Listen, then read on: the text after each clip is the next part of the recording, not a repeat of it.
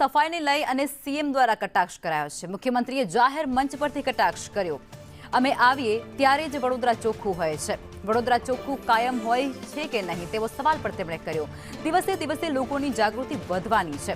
પાલિકાઓએ પણ હવે જાગૃત થવાની તાતી જરૂરિયાત છે। સીએમ દ્વારા આ નિવેદન આપવામાં આવી રહ્યું છે। જાહેર મંચ પરથી તેમણે પૂછ્યું, અમે આવીએ છીએ ત્યારે જ વડોદરા કેમ ચોખ્ખું હોય છે કે પછી વડોદરા કાયમ ચોખ્ખું જ હોય છે। દિવસે ને દિવસે લોકોની જાગૃતતા વધતી જતી હોય છે, ત્યારે હવે પાલિકાને પણ જાગૃત થવાની જરૂરિયાત છે।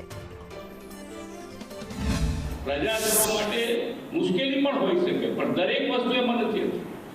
સ્વચ્છતા રાખવી હોય તો એમાં આપણે જોડે જવું પડે। આપણી વ્યવસ્થા તંત્ર સાથે જોડાવવું જ પડે। પબ્લિક જોડાઈ જાય એટલે ઓટોમેટિક સ્વચ્છતા રહેતું થઈ જાય।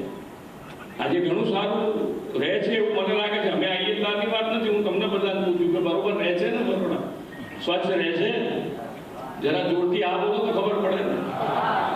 ખબર હજુ અમુક વસ્તુ આમ અંદર હાર્ડલી હાથ નથી આવતી, એટલે હજુ આપણે થોડું